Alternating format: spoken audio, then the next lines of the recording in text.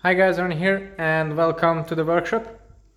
Today I will be building up a brand new BMC Time Machine Road frame set with a pretty exclusive build.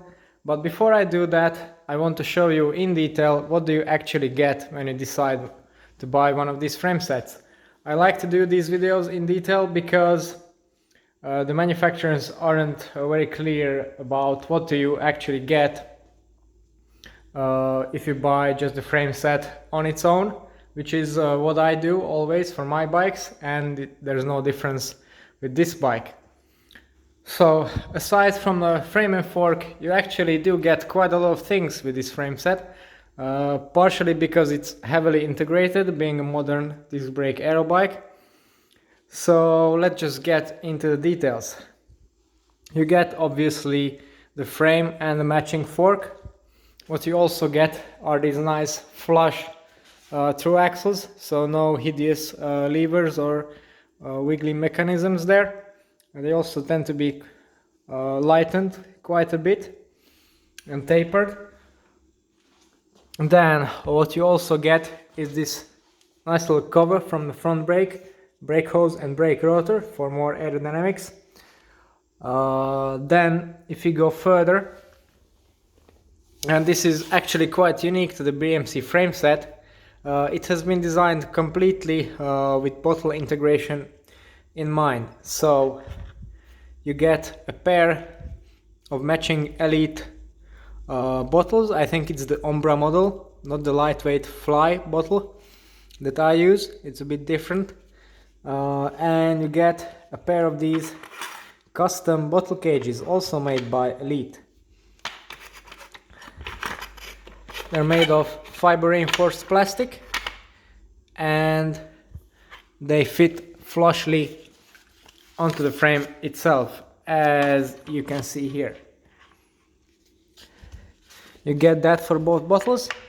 Then you get the seat post with a clamp that's quite traditional for BMC, a huge amount of adjustments, and it fits both round and all railed saddles. So because it clamps basically from the up and down, not from the side, so that makes it pretty easy.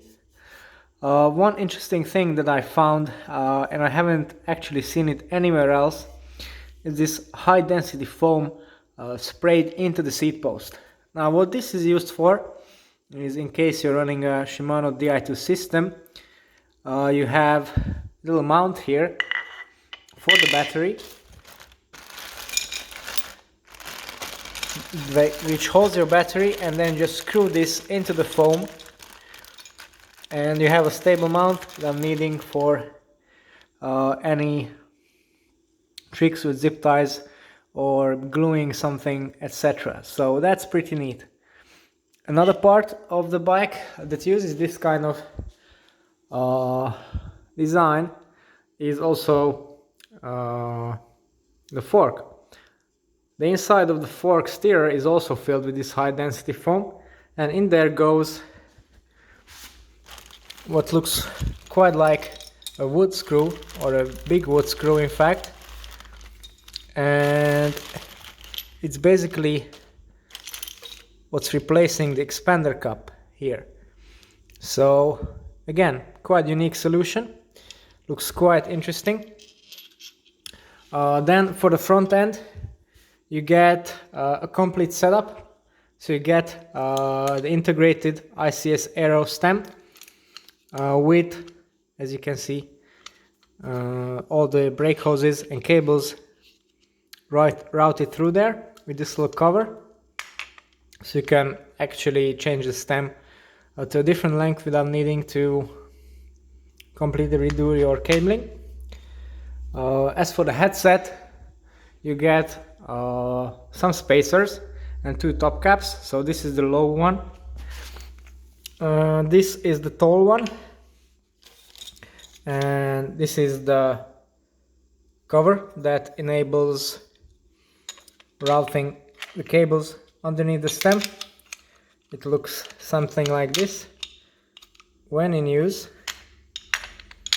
Then you got the top cap itself, little plastic cover for the seat post that basically seals the frame a little bit, of protection from the elements.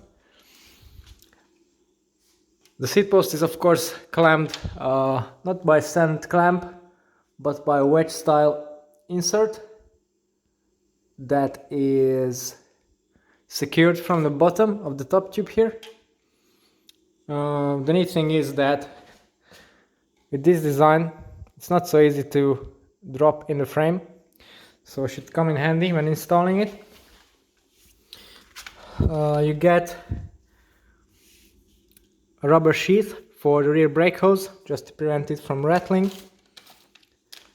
Some more spacers, all of them are split, so again you don't have to completely redo the cables when you make adjustments. Then you have some fiber grip, which also comes in handy when assembling a bike like this. Some more spacers. These wedges sit to the side of the stem and they guide the brake hoses next to the steerer. I almost said steerer tube, but it's not a tube at all. It's actually square, again to enable the routing of the hoses.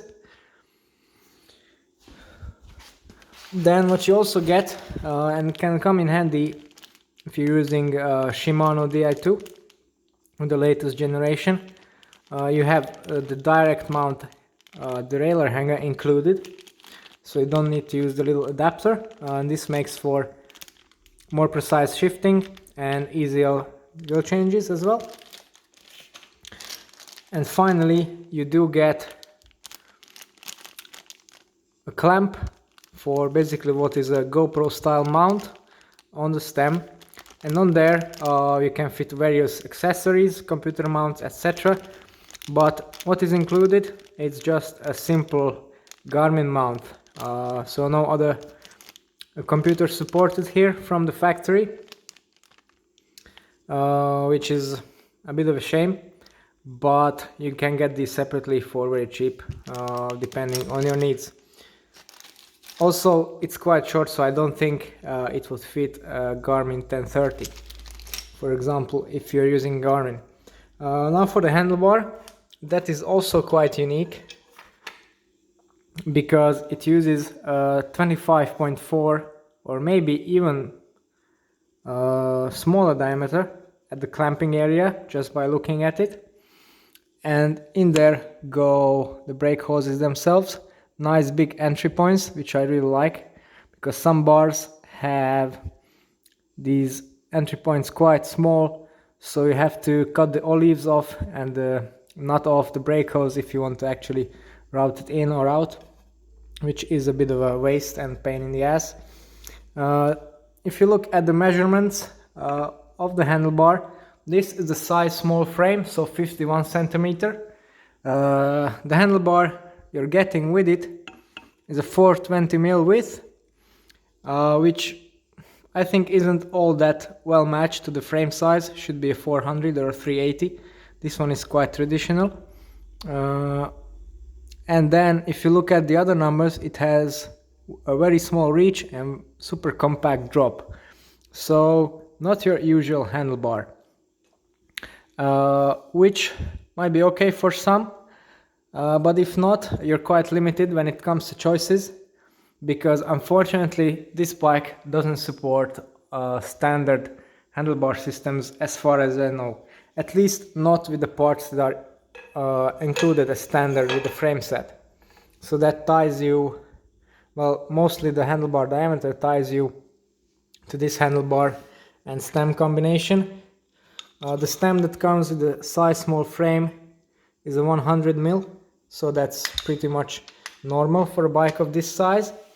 But I was a bit surprised about that the seat post included is quite short, and it has quite a lot of minimal insertions, so this is essentially the amount of post you can actually use. Although that might not be a problem, because the top tube of the bike isn't heavily dropped, so it's not a super compact frame, so should be enough for most cases. Okay, we have talked about the details. Now let's have a look at the frame itself. So this frame set comes in this matte black finish as a frame set. What you do get in order to spice things up a little bit is a set of decals. So you get them in red, blue, green and white, which you can then apply to the frame, which is also what I've done. So I've put and placed the white decal here and here, just to make it obvious that it's a BMC. It's quite a nice detail. You also can get the stripe on the top tube here if you're into that, but I think this is the best possible combination in terms of looks.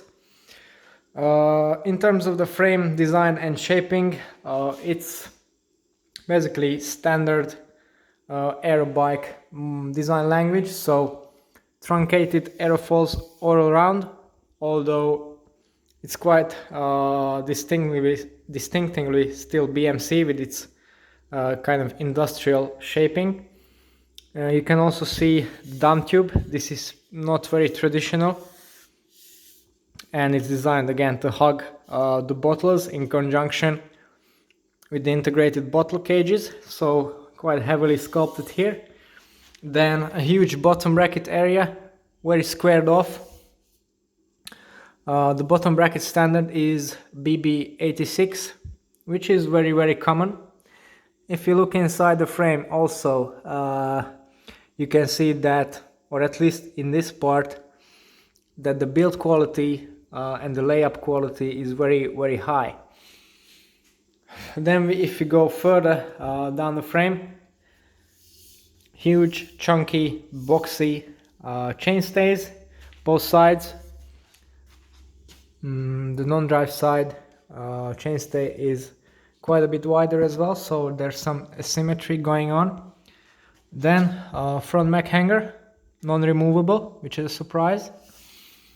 I've already talked about the seat post, also a D-shape or kind of a squared off aero profile, and then really quite slender seat stays coming into the back. Replaceable derailleur hanger, of course. What I find very nice is also that the thread insert for the through axles in the frame is also replaceable, and that's for the front and for the rear. So in case you ever mess this up, you can easily replace it, unlike, well, basically any other frame that I have seen so far, which is a neat detail.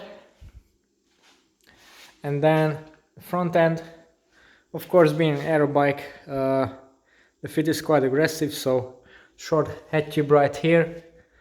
Also the frame and the fork are heavily sculpted to fit nicely together.